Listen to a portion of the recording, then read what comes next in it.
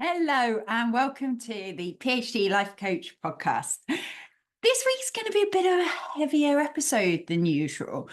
This is something that has been on my mind for a little while now, based partly on what I see in my coaching sessions with my one-to-one clients, with my membership students, and partly, obviously, my own experience of the world. And that is, there's a lot of crap happening at the moment.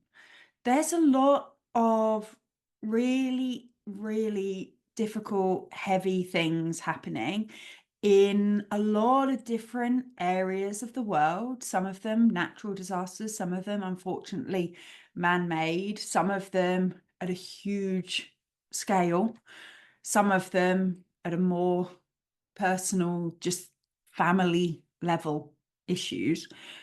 There's a lot of stuff happening. And there's a lot of times where I see clients or even find myself thinking, how do you get on with your normal day to day when all this stuff is going on around you? And by around you, I mean either directly in your environment or within your sort of social circles or your cultural circles or your geographical areas or just simply your humanity, to be honest.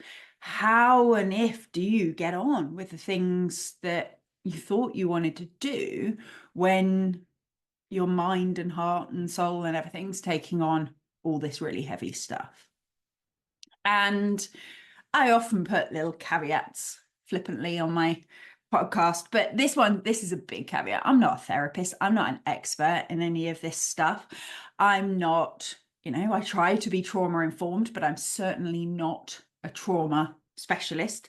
And if this is something that is deeply affecting you at the moment, whether it's in your personal circumstances or the things that are happening more generally in the world, I'd encourage you to reach out to somebody with specific expertise in helping people to identify when that's becoming a problem and how to look after themselves.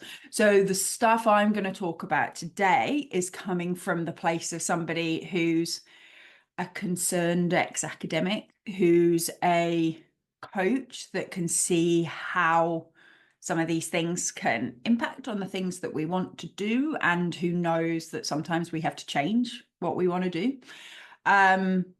But if you think you're in need of more specific support, I'd really, really urge you to reach out for that too. Okay, nothing I say today is in any way intended to be a replacement for specific expertise. For those of you who might be thinking, you know what, I'm pretty good at separating myself from what's happening in the news and like my day to day. I'm pretty good at getting on. I'd urge you still to listen for two reasons. One, because I think you never know when something is going to hit you directly and your family, your friends, the people you care about directly, where this stuff will suddenly become relevant to you.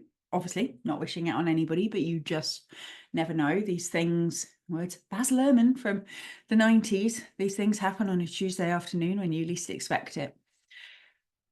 But also because even if you are currently able to detach yourself from those things quite well, there's people around you who aren't. I guarantee that. There are people around you who are being deeply affected by the things that are happening in the world, and who might not be saying so and might not be openly talking about it. And you might think that they aren't, but I promise there are some people around you who are struggling with the things I'm going to talk about today. And so if you feel like you don't need to listen for yourself, I'd really encourage you to listen for the people around you so that you can just keep a little eye out, so that you can hear the things that people are actually saying. And so you've got some ideas of ways you could respond if it does come to your attention that people are struggling. And this is relevant, as usual, for students, for academics, for everybody at any level of the academic world. We're all human beings trying to navigate this, and this is all the same stuff for all of us. The first thing I want to say is it's okay. It's okay to find this difficult. It's okay to not find it easy to stay focused on things that you used to and maybe still do feel are important when there's so much other stuff happening in the world. It's okay that you're finding it difficult. And so if you're saying to yourself, I just need to concentrate, this is ridiculous, these things aren't directly affecting me, I need to actually just get on with this. Let's give ourselves a little bit of compassion here. It is okay to find this difficult. The news is full of big, big stuff at the moment. It always is, but it feels more than usual, right? It feels more than it has. And it's okay that you have a whole bunch of emotions about that. You are not alone. Lots of people are struggling, and it's okay. We don't have to not feel those emotions. We don't have to beat ourselves up for feeling those emotions. It's okay. You're a human being. And this is tough stuff. Academic work takes cognitive effort, and it often takes a big chunk of emotional regulation, right? It takes managing the uncertainty and managing our insecurities and all of this stuff that we usually coach on week to week, right? When I'm coaching on how to get your writing done or whatever, we're regulating emotions we have about our writing. And if you are using all your regulation to cope with the other stuff that's happening, it's probably not a surprise that you feel like there's nothing left to regulate your academic work. There's nothing left to, overcome the procrastination, to overcome the not wanting to get on with things the way perhaps you normally would. This is not a surprise. It's not your fault, and it's not a sign there's anything wrong with you. The reason that's so important to understand, the reason why I'm really laboring this point that this is okay, is that when we judge ourselves, we layer on a whole other layer of junk that we have to deal with, and we don't look for ways to support ourselves. We don't look for ways to make it a little bit easier if we're just telling ourselves we should be able to get on. Please hear me say, it's understandable if you're finding it hard. And there are things you can do to look after yourself. The first place we're going to start, though, is whether you should be working at all. And this won't apply to all of you. It may not even apply to most of you, but for some of you, if this stuff is all feeling very close to home, or it is very close to home, I want you to consider whether you should be trying to work through this. Sometimes we don't even think about that as a possibility, right? We're in it. This is what we're doing. It's just got to happen now. We've got to do it. But if you are affected by the stuff happening around you or to you, to the extent that you cannot engage in your studies and that it's not in your best interests to try and force yourself to, try and encourage yourself to, if it feels like those things are not going to be good for your mental health and for your physical health, it is worth investigating how you can take a pause. Now, sometimes there's practical things around that. Those of you on stipends or with other responsibility and things, I know it's not always quite that straightforward, but a pause can be a short pause. A pause can be a weekend. It can be a week. A pause can be a month, 2 months. A pause can be deciding that, you know what, this just isn't what you need to be pursuing right now. You need to be doing something different.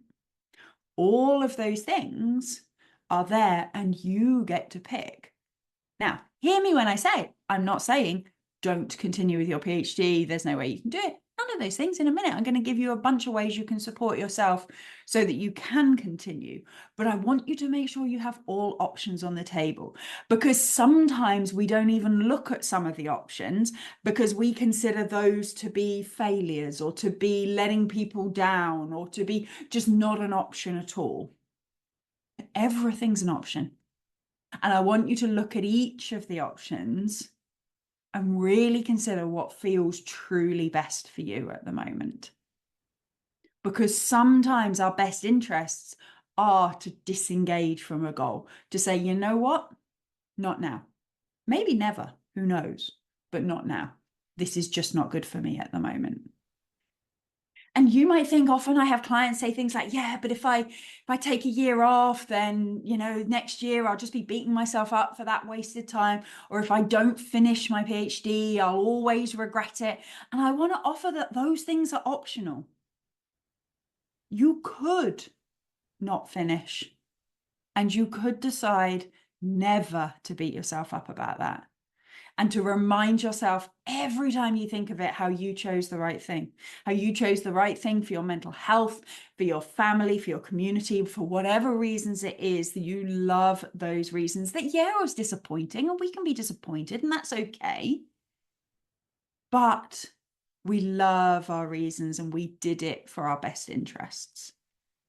Because often it's the fear of those things that we'll say to ourselves in the future that stops us from making difficult decisions. The second part of this is really for people who have decided that, yeah, I'm finding things really tough at the moment. There's a lot going on, but I do want to keep going. I'm not going to make any changes to my registration. I'm not going to take a leave of absence. I'm not going to pause my registration, any of those things. I am going to keep going, but I want it to feel better than that.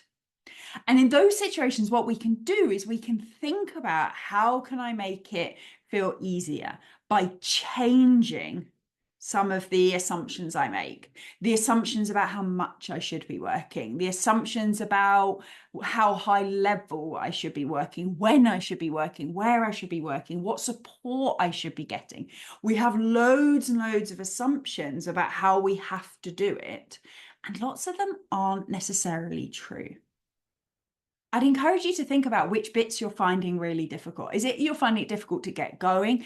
Is it you're finding it difficult to focus for long periods of time? Is it you're finding it difficult to do the harder cognitive stuff? Is it you're finding it difficult to be in social situations? Which bits are you finding difficult? And really think through how you can make those easier.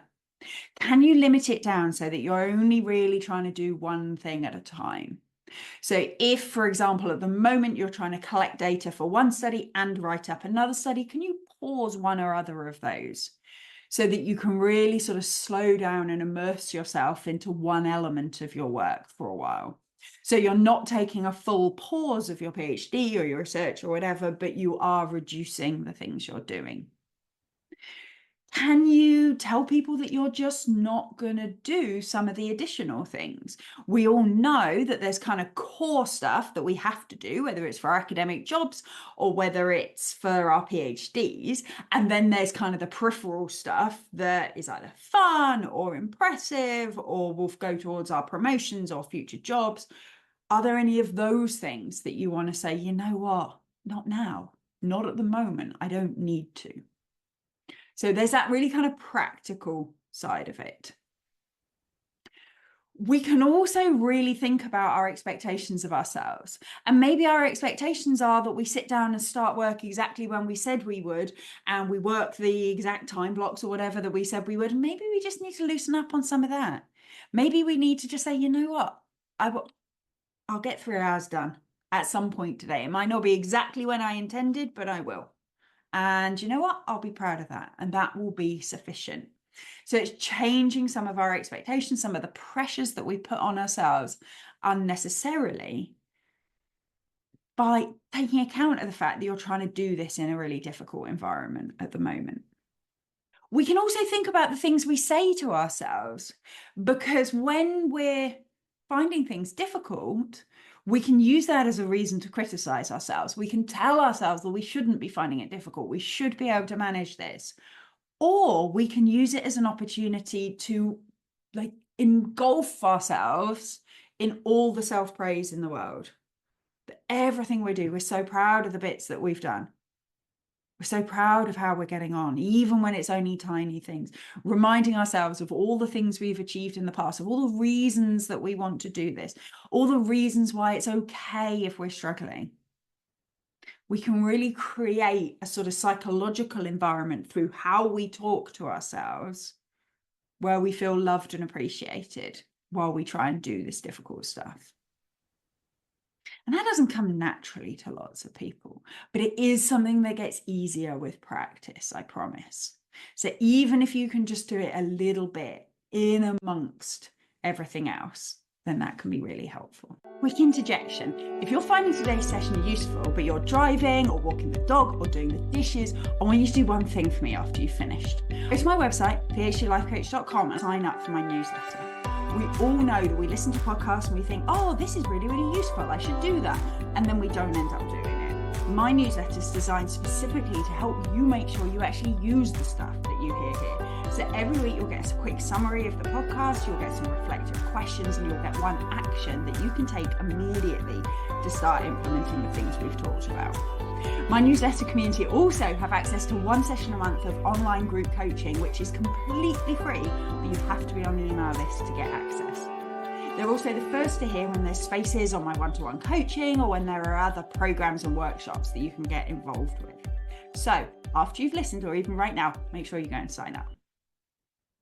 Other ways you can try and make these things easier is thinking about the scaffolding that you have around you, right? If you were learning to ride a bike or something and you didn't know how, you'd have stabilizers, you'd have somebody supporting the back, you'd do it in a safe area, all these things we put around ourselves to keep ourselves safe when we're learning a physical skill. In this situation where things feel kind of wobbly like that, I want you to ask yourself what scaffolding you can put around yourself to make it feel a little easier. Do you want to have a conversation with your supervisor or your boss about the fact that you're struggling at the moment and that just a little bit of understanding would really help you? Do you want to reach out for more structured support in terms of things like writing groups or organizing co-working sessions with your friends? If maybe you're struggling to get going on your own, would having that sort of support network around you make it feel a little bit easier? Could you ask support from somebody in terms of really breaking down your tasks into very achievable things so that when you are trying to do work, you make it as easy as possible for you to do it?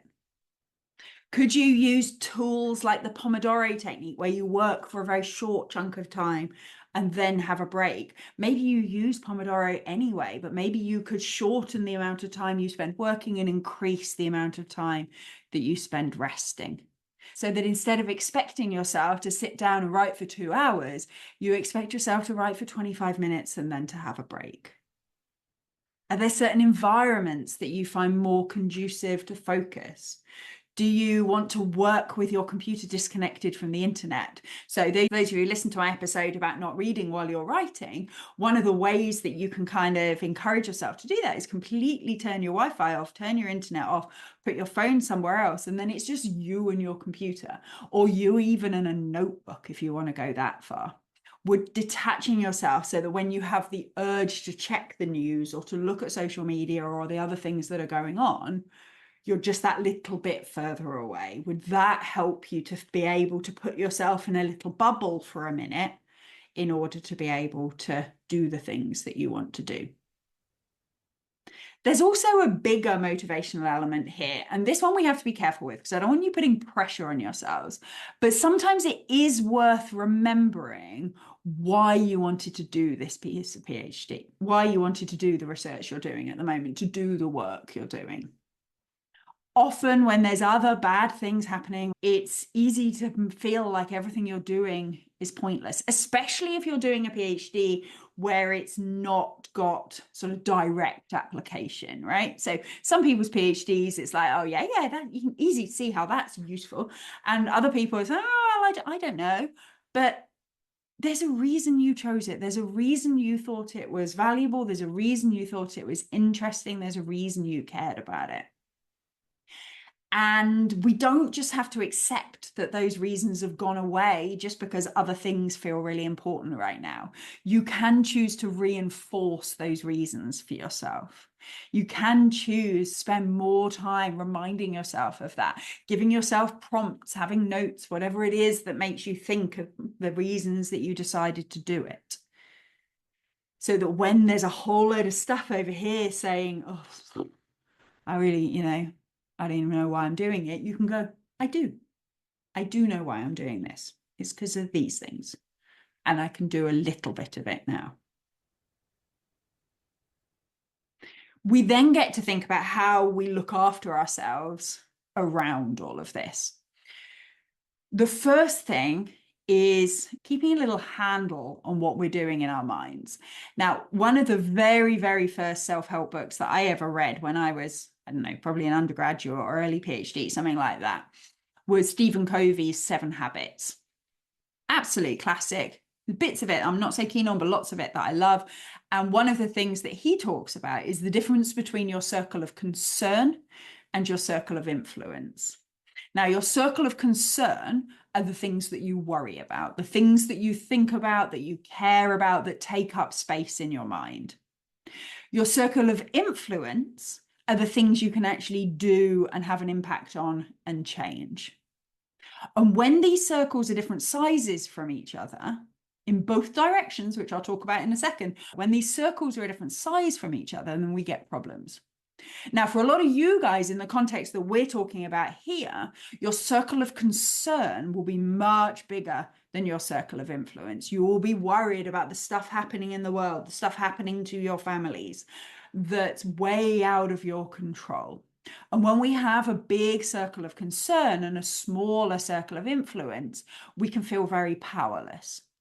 And when we feel very powerless, we often don't take the actions that are within our control. Often we fixate on scrolling through news articles, for example, and make it very difficult to do small things we could do that might help.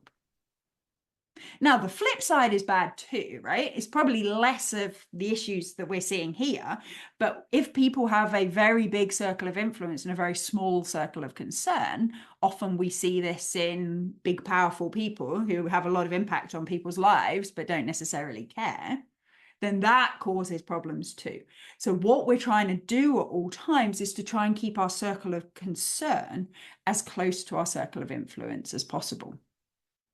And that doesn't mean we can't care about things that are outside of our control, but it does mean we can think about what things within that are within our control. So, for example, if you are understandably concerned and upset and scared and angry about all the things happening in the Middle East, you're probably not in a position where you can do anything to change it. However, you might be in a position where you could offer comfort to somebody who is struggling in your own community. You might be in a position where you can write to somebody in power, or whatever form of protest feels comfortable or appropriate for you. You might be in a position where you can amplify the voices of people who aren't being heard right now. These are things that, whilst the sort of overarching issue is far, far, far outside all of our circles of influence, we have mini pockets of influence within that.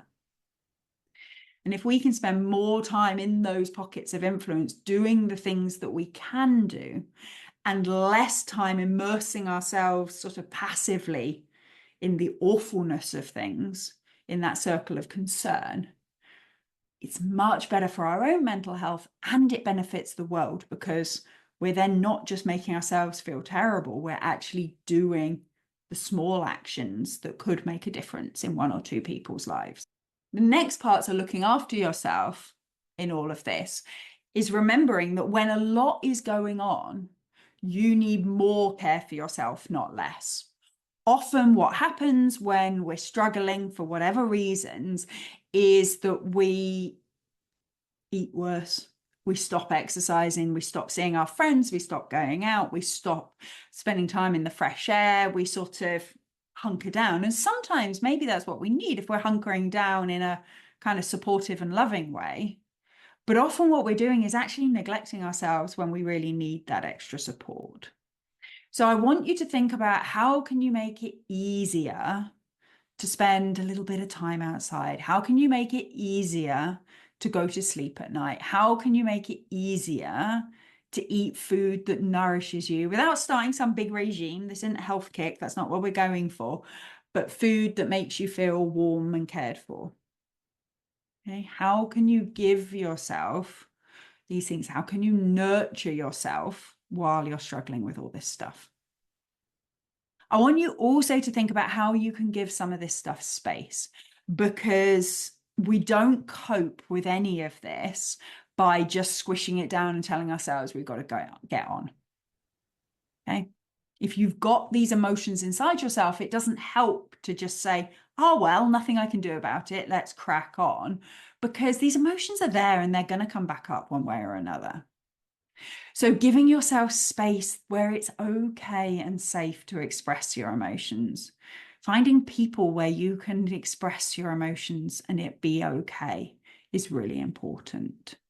Allowing yourself those moments where you can scream or cry or get angry and rant or breathe or give yourself a space where you can experience all of this. And you might think you don't have time, but the irony is if you give yourself that space, it gives you back time.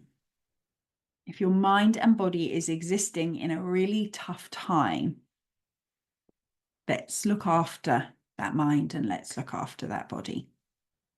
The other thing that giving yourself space to experience emotions does is it enables you to defer emotions sometimes too.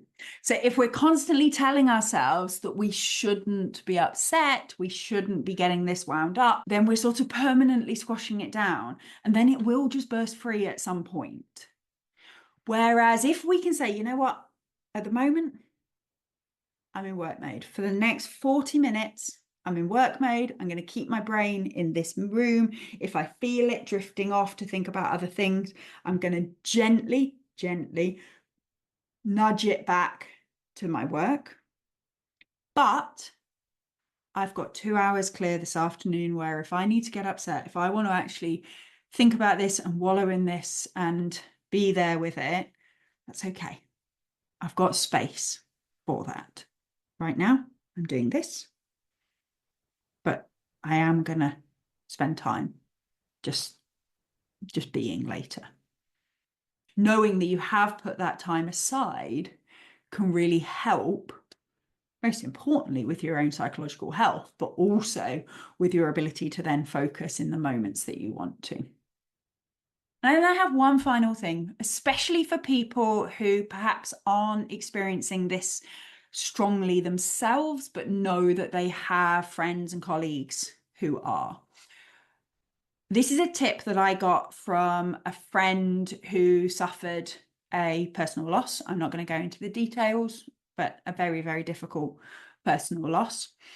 And her tip was, ask me how I am today. Don't ask me how I am, because I don't even begin to know how to answer that question. But if you want to express caring and you want to see how I am, ask me how I am today, because I can answer that. I can tell you if it's a good day or if it's a bad day. I can tell you a little bit about how I'm feeling today. Make it really specific. Don't expect somebody to be able to answer the how are you question, because if it's too big, they will just lie to you and tell you they're fine. But if you ask them, how are you doing this morning? You might just get an answer where they're able to be authentic and you're able to provide the support that they need. I found that tip really, really useful and have used it with several people that I care about who are going through difficult things at the moment. I hope you find it useful too. I know this has been a kind of heavier episode than usual. I hope it has been of use to some of you. This is a little bit of me reaching into my circle of influence to say, what could I actually do in these situations that might be useful? Where do I have a skill set that might be helpful? And making this is one of the things that I decided that might be of use. And so I hope it has been for some of you. If anybody has specific things that you're struggling with, specific questions, please do let me know. You can either contact me on Instagram at the PhD Life Coach or through my newsletter. You can then reply to that. You can sign up for that on my website. I'm still doing my client Q&A podcast episodes. So if any of you have got comments or questions based on what I talk about today that you want me to go into in more detail, or things you think I should have covered that I haven't, or anything where you think I was misguided in anything I said today, please let me know. Please let me know. And then I will try and expand on and respond to those in a future episode. To finish on a lighter note, it's been my husband's birthday this week. So I'm recording this the week before it goes out, and it's been my husband's birthday. And he's a massive child about his birthday. He has just turned 46 years old. You'd think he'd just turned 6 years old. He was so excited. He was running around like a small child. He couldn't sleep the night before because he was too excited. He told everybody about it because he likes attention on his birthday. And so he tells everybody about it. He was fit to bust with every single present that he opened. And so to finish, my question for you is, I want you to think about, what things did you get super excited about when you were a little child? What games, what toys, what activities did you adore when you were 10? And how could you bring a little bit of that into your life now? Because I think sometimes we focus on relieving the negative, and that is hugely important. But sometimes it's useful to try and inject a bit of silliness, of play, of fun as well. So I want you all to have a think about how you could inject a little bit of fun and play into your lives this week and just lighten it all a little bit. Thank you all so much for listening, and I will see you next week. Thank you for listening to the PhD Life Coach podcast. If you like this episode, please tell your friends, your colleagues, and your universities. I'd appreciate it if you took the time to leave a review, give me stars, stickers, and all that general approval as well.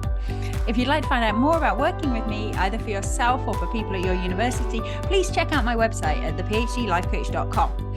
You can also sign up to hear more about my free group coaching sessions for PhD students and academics. See you next time.